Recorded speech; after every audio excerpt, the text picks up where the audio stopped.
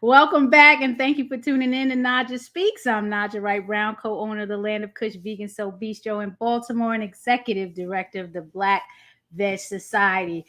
I got my peeps here, Omowale Adewale, and he is doing his thing as usual. And we're going to talk about this Liberation Farm Day that's coming up next week, right? Next week, Omowale is coming up next Yeah, week. yeah. Well, a little more than a week. A little more than a A week little on the more than a week. Oh, 18th. see, my brain racing. The 18th. Yeah. That feels like next week. Well, tell Right. us what's been going on, because the last time we got together on the live, we were talking about Brotha Vegan. How's it been going with Brotha Vegan? Let's talk about that first.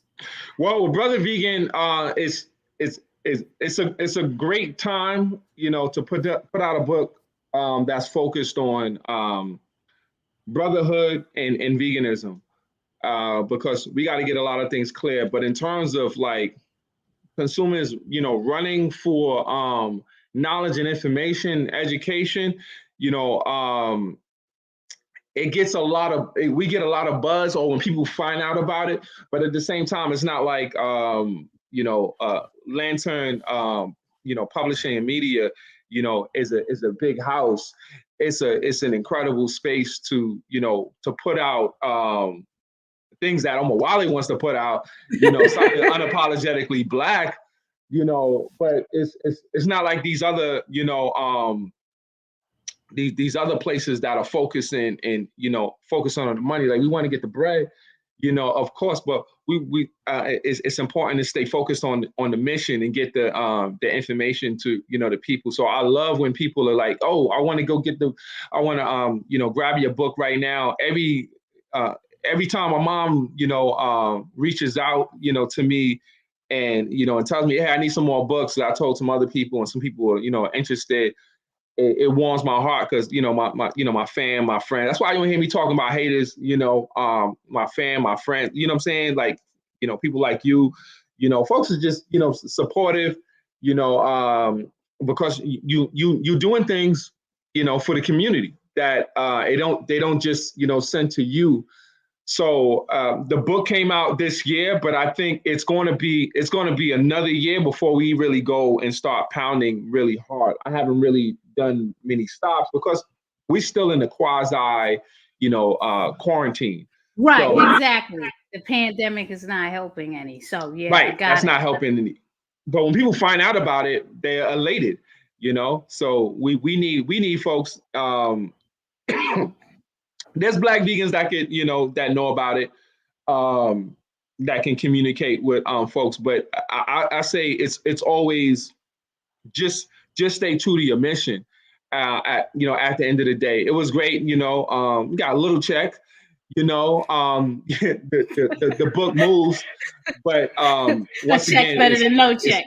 right, exactly. But when a revolutionary book hits and becomes like a bestseller, then it would be something like incredibly surprising. But right now we just doing the movement work, following in the steps of folks like Malcolm X, at the end of the day. So It's great. It's great to hear it. I'm glad it's still going on. And I thank Lantern Publishing, or if it was you, the interview we did was on the site, and I was happy. yeah, I'm like, oh wow, it's right, getting all these views. I'm, because I usually check to see what, how things are getting views and how many views, and I saw all these views, and I said, oh, it's right. on Lantern Pub. I'm like, yay, so that was great. I appreciate that. So shout out to Lantern Publishing. Black Yeah. VegFest.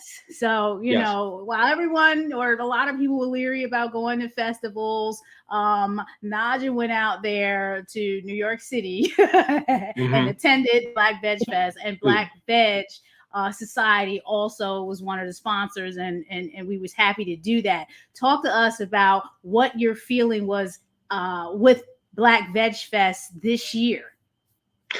This year, getting back, I feel like, there's always, I'm always looking to, see mistakes, capitalize on them. So I understand that it's always, we're always learning. We always hit it like we learning. We started, 2018, but this year was incredible for us, because we were just getting back and the people came. So Right. every time people come and they support, I'm always like, wow, look at the people.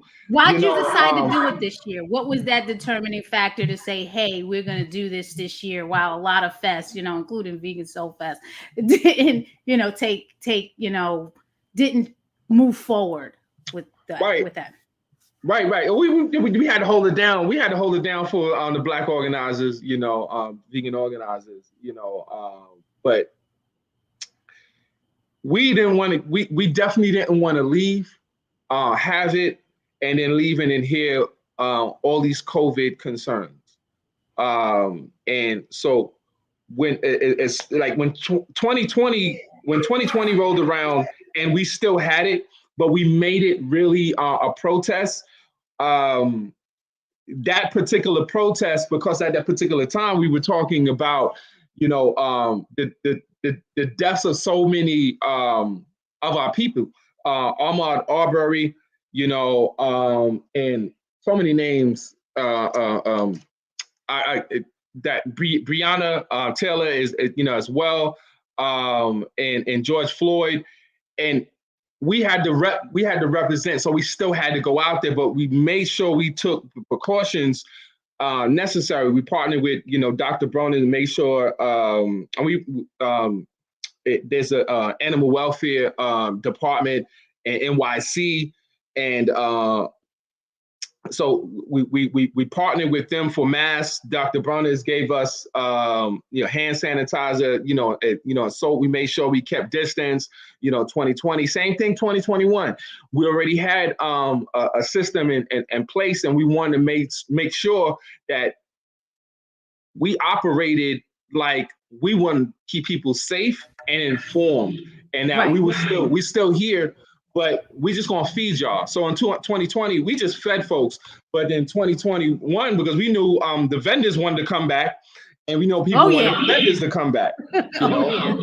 Yeah. So that was we had to figure out how we were gonna do that system. We had never done, before 2020, we had never done solely outside event. We do inside and outside. So we have the flexibility, in case, the weather gets a little, we get some poor weather, whatever have you. But this year, it was the best weather. You remember, you were there in 2018. I had a great time, and I felt really comfortable, and I felt very safe out there, and the food was delicious. The talks were great. The vendors were great. So definitely a blessed event for great weather. Now we're here, right, and we're talking about the Liberation Farm. Yes. Let's talk about the farm, the Liberation Farm first. When did this begin? What was the idea behind Liberation Farm? There's two aspects that were coming together. So for me, I started doing food justice work probably around 2006, 2005, 2006. And I had worked at Green Market, for a while. So Green Market is basically, it's a farmer's market, if people are not familiar, for people who are not familiar. And they, might feed and cater to, I don't want to throw out any ridiculous numbers, but they had all the boroughs. So they're in all the boroughs, and they had numerous, sites around. Okay. So I had, New York Botanical Gardens, in Botanical Gardens inside, in the Bronx. Right. Number of people would come, the farmers would come in. And so I wanted to make that connection, farming and to what's happening in the community, since that time, right? And because it's like, that is the basis, that is the oasis, and having the resources right on your land, right? So people need to eat, go right there. And by 2010, I had done some work in terms of gleaning, and that's basically taking over, the crops, after the harvest, the leftover crops, and we brought that to New York City. That was upstate. We went to Vermont, parts of upstate New York. Vermont, Massachusetts. This is through Malcolm X Grassroots Movement, which I'm a member of. Right. And so we would take we get those resources and that food and bring it to New York City, make that connection, that organizing, that connection, and through those and having those different workshops. And we were learning. So I was still learning in that process, and I'm still learning. I'm still learning. So I wanted to make that connection. Last year, Naijha goes ahead and starts just growing, plants inside, in the home. And of course, I'm down with it, but we were growing tomatoes, had friends also, gave some, some herbs as well. What were we getting, out of this with elderberry is a plant. We have basil as well, different herbs mainly, but we also started to germinate some avocado seeds, and these plants are now about 3.5 to 4 feet now. We have about 3 of them, here, avocado plants. So we're gonna be doing avocados. Wow, I love avocados. That's my favorite fruit. Avocado toast, all type of stuff. And we know that vegans love them, and they had a whole avocado. I feel like is just growing and growing, and I think that's a credit to veganism. So, but we're focusing on beets. So around 2013, when I was doing, some different talks, any ones I was invited to, from here to Europe, to Southeast Asia, I was around, and I was communicating and basically using my fight background, and also being certified in plant-based nutrition. But really, being a fighter, fighters know what they need to eat. You might get a lot of assistance here. So I'm taking that information, taking those resources. I'm going through everything, and I'm like, beets. We need to rock with beets. Beets is a blood purifier. We need to use the beets in terms of sweetness and sugar. That's perfect for folks who have diabetes. Right. I need to take in more beets, and I like when I'm drinking it from a juice, because I don't really like it, on the plate. I like it in a juice. But while we're talking about beets, I'm going to be, I'm not going to say provocative here. Dr. Sebi's plan doesn't include the beets because it's not alkaline. Can you talk about that? Listen, don't let me get up on my brother. Rest in peace, to Dr. Sebi. I wasn't a Dr. Sebi follower. I respected the work that he was doing in terms of educating our community, the plant-based resources that's out in the world, turning us to, plant-based, nutrition. Incredible. Can't say anything bad, about the brother. However, I will say that, some of the things when people talk about, part of what he was talking about, I wrote a book for it, and I put citations in it, An Introduction to Veganism and Agricultural Globalism, to kind of address a lot of the information that folks just stumble on, and if people disagree with me, well then, all right, go through the citations. Right. You can go through the citations, the bibliography is in the back, and you can check my stuff. So that was helped through New York Public Library and NYU and Columbia University. That was through the Marley program, and basically I just got a scholarship to get this research. So people think this information is always free. Which is not always free, what I mean? That's why they have databases that charge you a lot of money for this information. You know what I mean? So I can't go too much into the No, we don't want to do that. I just wanted to get your thoughts on it, because we got to the Liberation Farm Day. I say folks could do, because that's never been my steez. I'm not going, go in that area. He's saying something different. Then there's a lot of folks that's saying something different. Right. Why would I choose Dr. Sebi? Mm-hmm. I'd rather had a conversation where people could come and they can address it, and it'd be back and forth. Because there's bound to be somebody who was saying something, going to take offense to what I say, you know. But in terms of beats, I mess with beats. You know, I like beets in my juice too. So for I everybody, love beets. if you want the beets, eat the beets. You know, if you want the beets, I'm gonna have them in the juice, and I'll try to figure out how to get them on the plate. But for right now, I'll have them in the juice. What are you trying to accomplish with the Liberation Farm right now? And let's talk about what's going on with the Farm Day. I have the flyer here, so I'm going to bring up the flyer, show everyone, you know, what's going on. Here. We need to listen. We have access to 0.5%, you know, of the land, you know, for in terms of Black people, 0.5% of the land. So all the you know, hundreds of millions of acres, right? We're talking about almost a billion, you know, almost a billion, right? Almost a billion, you know, acres of land. Maybe about like 900,000. Definitely not enough. Right, not 900 million, right? Okay. So white folks have about 850 million. All right. So they have about 94%, you know, of that. Now, that's a huge problem because that problem actually begins and it stems from that stems from, you know, that stems from slavery. Because you understand that we had no land. People got to understand, you got to follow me. That's why history is important. You have no land. How do you get land? They got to free up the land. They got to open up the land. They got to redistribute the land. So they never did that, right? So when we talk about 40 acres, right? We never got the 40 acres, let alone a mule. You know, we're going to leave that alone.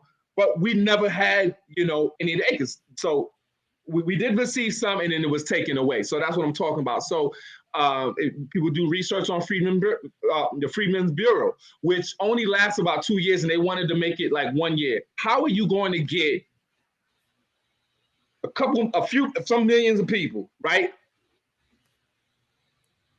situated so where they're not going to be vagrants, right, and people who are basically unemployed, employed, however you want to look at, you know, slaves at the time? How are you going to get them into you know, a particular job? It worked in favor of white folks because we became sharecroppers and we worked on their land.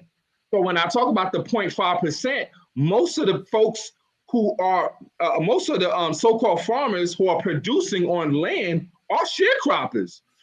This folks are still sharecroppers. Wow. Right. So with Liberation Farm, we're not sharecroppers. We own the farm. We want to help folks replicate that. Why folks are taking so long to do that? Because there are Black folks who run, you know what I'm saying, who have farms. There are Black folks who have farms.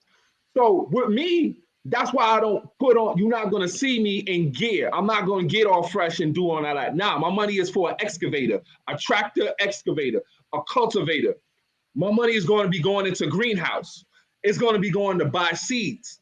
We need to go. You know how much money goes into farming? I talk to farmers, and we go to we actually going through farm classes, and farmers come here. They drive down, you know, it's via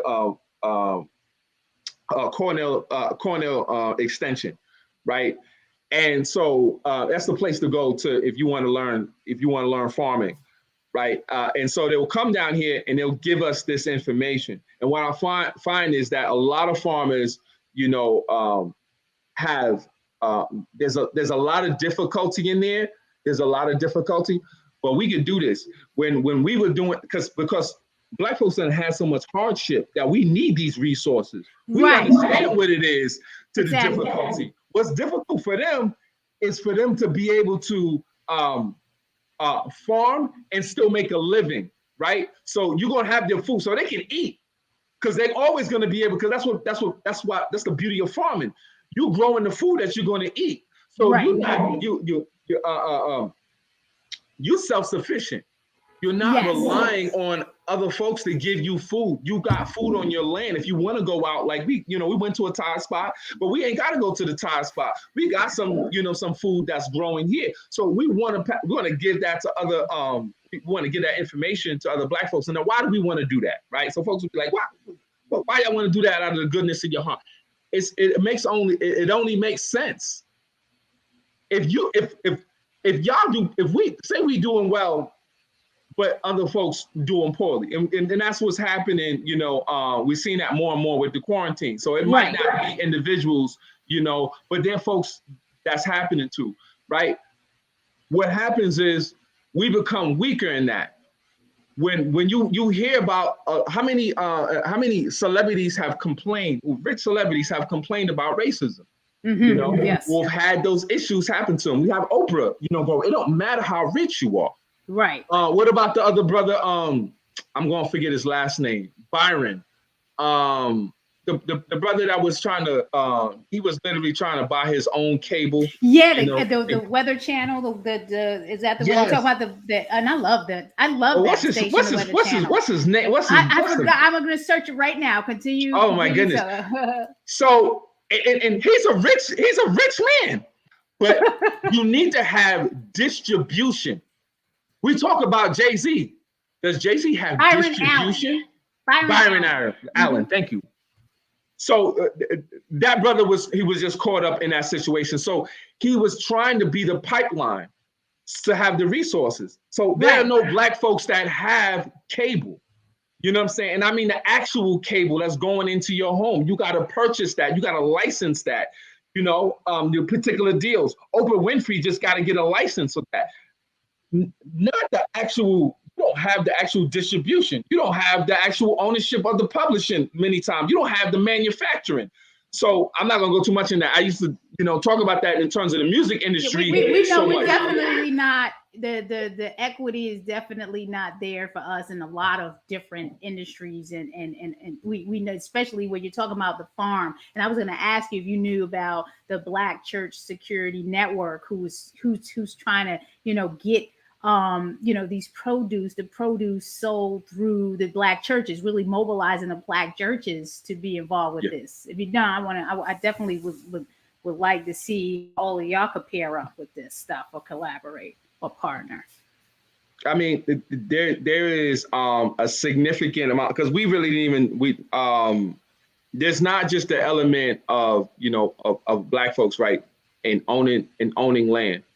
And having food sovereignty, being able to have that particular food in land. We get rejected a lot of times. And folks don't recognize that a lot of farms are fighting so hard right now. A lot of Black farms are fighting so much right now, because when you do farming, right, one of the beauties of farming is that everything becomes tax exempt, because everything you're doing is linked to your farm.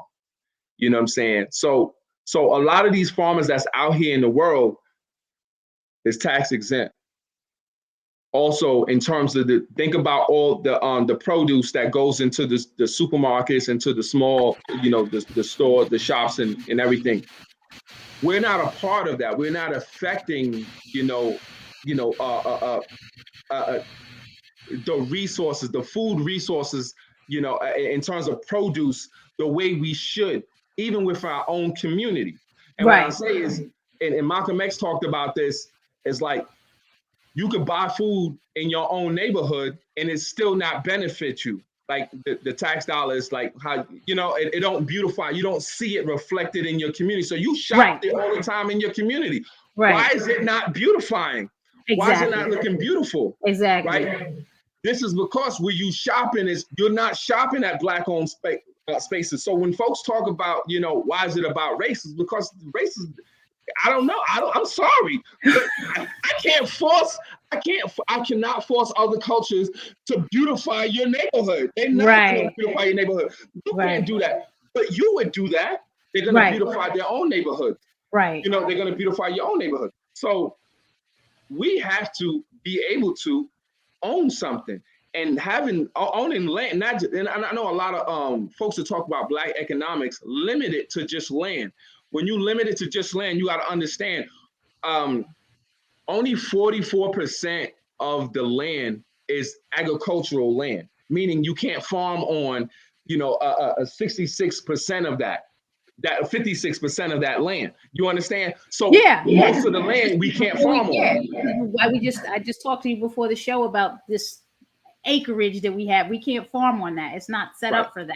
You know what I'm saying? Right. And that's a lot of land that you can't really do that on. It would be great if you could, but you can't. and even furthermore, 77% of that land is used to raise what? Livestock, animals, right? Is used to raise animals on it. So we have less. It becomes exacerbated every single day because we lose land. I see folks talking about we get money this, we get money that. I'm like, have you been looking at the economics? We're losing money. Where you at? We're losing land. We be losing land. We gotta check a census because we lose land like every year. Yes. Sometimes they'll be like, oh, let's give them some land back. We'll lose that land the next year or two. Unpaid taxes or things like that.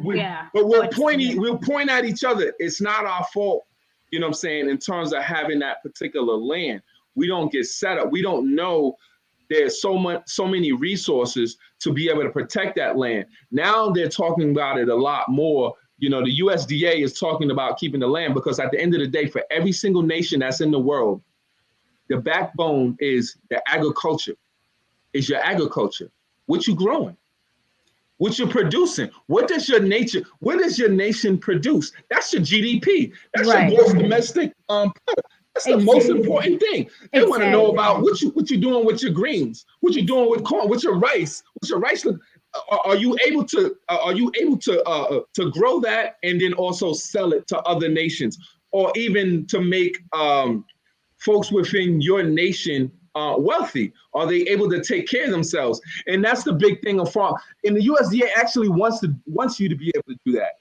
They want farmers to be able to take care of themselves and be able to produce food for their state, at least for their county. We have to do that. So the farm day, what can people expect on the 18th? So farm day is going to be interesting. It's going to be interesting. It's going to be a lot of fun. It's going to be great. You're going to learn a lot. First, as soon as you come in, we want folks to come in. By 8 a.m., we're starting. We want to get y'all some breakfast. I'm going to go through the agenda with you.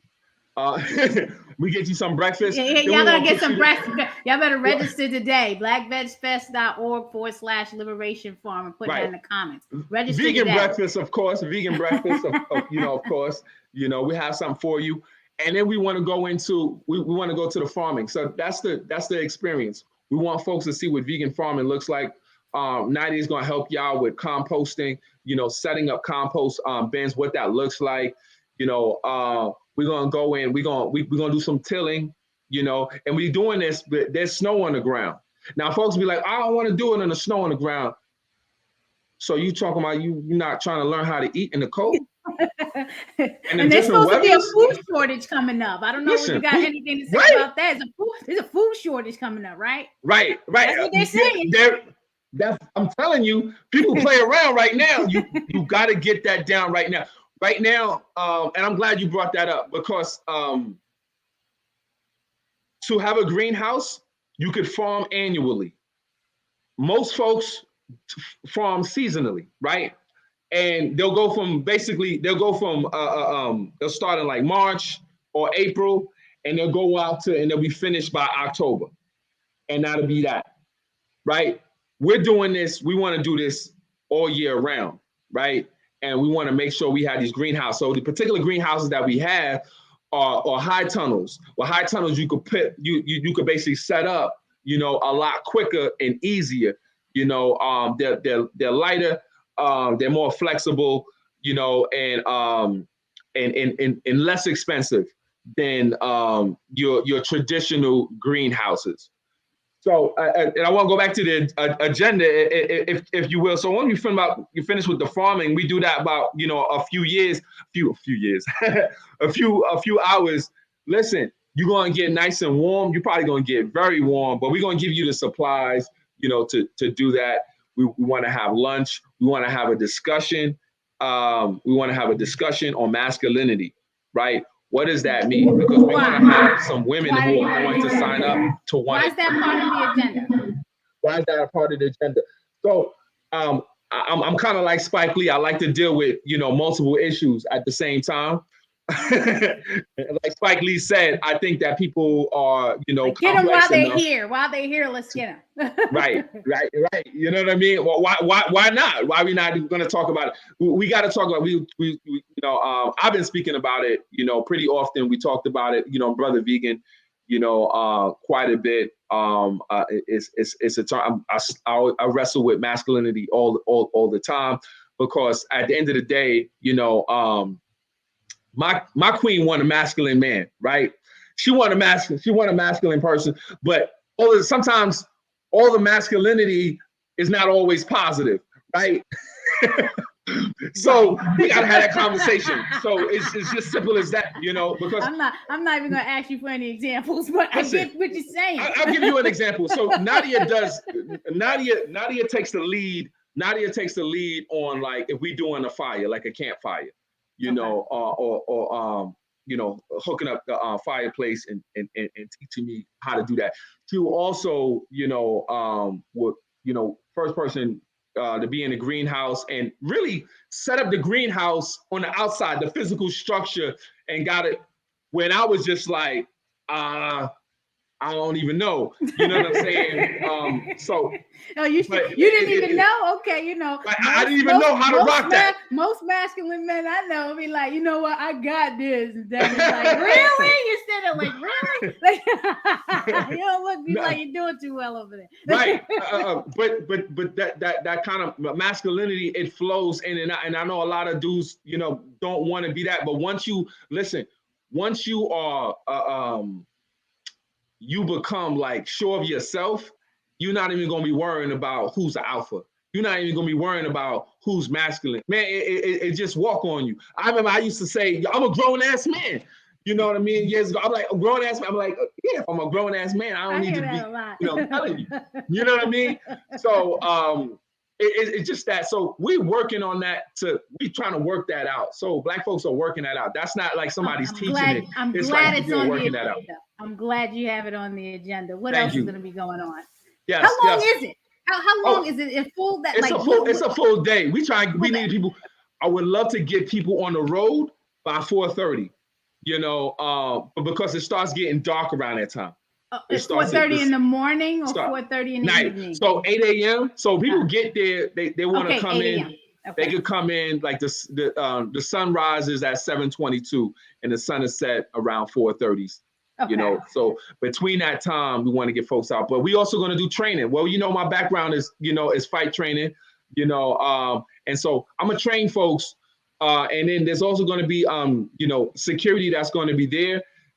So I'm also going to address that. And I want to big up my sister Salah, at MXGM, because she has already given us like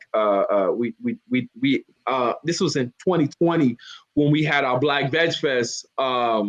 We had a Black VegFest where we were just giving away food, a Black VegFest protest, and that we needed security for that, especially. And so she did a class tutorial on having security. I also went to her for my security years ago. This is like 2010. You know what I'm saying? You come into MXGM, you go through a process.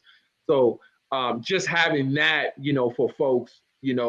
Also it speaks to masculinity, that there are women, who really could be generals, that are generals. Oh yeah, exactly. So, as a matter of fact, I get my gun training from one, so I know. All right. Yo, that's what I'm talking about.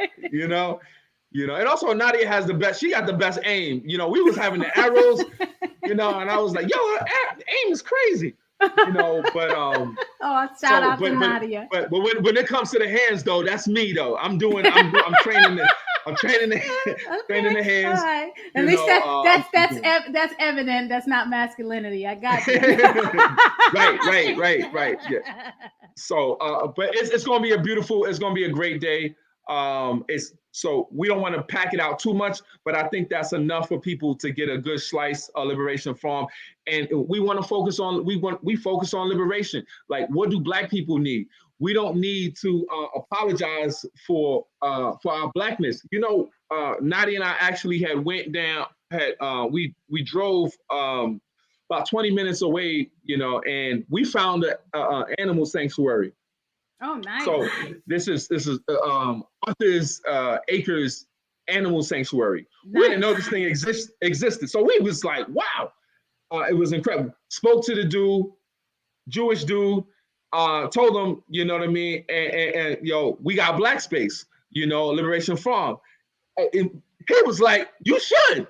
And I was like, hell yeah, that's the answer I want to get from white folks every single time. You know what I mean? Like, yeah, he recognized that. You know, we need to have those safe spaces to see knows what we should expect up here. But right. What we should expect when we find anywhere we go. You know what I mean? Like, right. We're not talking about, you know, folks being racist to us, you know what I mean? Like coming out and like, we're talking about that the resources that are there right now, we either have to, you know, smile our asses off, dance around. You know, people talk about there's too much politics. Oh man, why we got to listen? Most of the folks we hearing from are entertainers. Most of the black folks we hearing from are entertainers. Most of them folks that are rich, all the rich folks that's on there who are billionaires, they're entertainers. Right. I don't have time for that. Right, I got you. And you know, another thing is there are too many entertainers that feel stressed that they have to become leaders. They're not. Why are we making them leaders? They're not leaders. You're listening to Omowale on Naijha Speaks, and he's just giving us the business, and he's telling us how it is. Liberation Farm Day is December 18th. What is your ask for the viewers? What is your ask, Omowale? Listen, what do you want? If you black and proud, you know, you want to find out, please register. Definitely do that. It's going to be a beautiful experience. Whomever you are and you support liberation, please support. Definitely donate. Find the link on the site as well. And how can they follow you? Where do they gotta go? You know, go to liberation _farm, liberation _farm, but also check it. That's on IG. I'm sorry, that's our IG. Liberation. We got it on the tickers. It's follow at liberation _farm on IG, or go to blackvegfest.org/liberation farm, and that's how you also register for the farm day in Jeffersonville, New York. And it looks like it's going to be a fun time. All you had to do is say the vegan breakfast. Right there, you know what I'm saying? So, and we do a vegan lunch too. We know we got to feed people. I'm always trying to feed folks. That's one of the things. I don't care if I go to I just have dudes over as well. I'm cooking for folks. I'm making food for folks. I'm making folks feel like, you know what I mean? They good. I know, of course, you know what I mean? I love it. I want some of the viewers here. Thanks for tuning in, Tina. We appreciate you. Hello. Blessings and be safe. And then we have a new viewer here. Thank you. Hi, Abra Ahmed. We appreciate you for tuning in. Everything is in the comments to action alert. You want to follow liberation _farm on IG, and then go to the blackvegfest.org website /liberation farm to register for the December 18th Farm Day. Omowale, we really are running out of time. I want to ask you, if you weren't doing this work, because it looks like you're really passionate about what you do. I can see if you weren't doing this work, all this work that you're doing, what would you be doing? Honestly. Years ago when I was in high school, I wanted to do so many different things. I wanted to play basketball. I was like MVP and for high school. And I thought about film, about being a film director. I went to an art school, for that. And then I just realized, we got enough entertainers, and I could have focused more on fighting, but at the same time, I'm anything I'm doing, I'm usually multitasking. But when I'm here and I'm working with the people, and it only takes one person, And I have so many people who have been like, yo, thank you for the work you do. When you see people who are like your age and they say they look up to you and they serious about that, or they show you love, like, that's enough for me. That'd be enough for me. But I get told by Nadia, man, that ain't enough. What you talking about? People got to give right checks. You know what I mean? You giving people information, you educating folks, you know, so on and so forth. And I've had people tell me that as well. But I probably would have, you know, even when I've tried to stop doing this work, it's like, it don't make no sense. I can't do nothing. I can't do anything else. And the interesting thing is, I still have to work like a 9-to-5 job. I still have to train people. I just started doing like retail. You know what I'm saying? I started doing like retail. I've never worked in retail in my life. I've never worked in retail, but it's actually a farm. It actually supports farm businesses. And so it helps me when they ask me why, I was like, because I'm a farmer, you know, and I'm gonna learn here, you know, and it was like, and I'm serious. As you know, people take jobs and for granted when they need to realize when you're in the job, that's when you should be learning, because that's a stepping stone to get you where you need to be. You know, that, I mean, you're still a brand at that job. It's not about just the job. You're learning, and wherever you go with the job, cool. If you want to stay in a job, great. Or if you're going to use whatever you learn to your personal business, people have to learn that. Apply what you learn.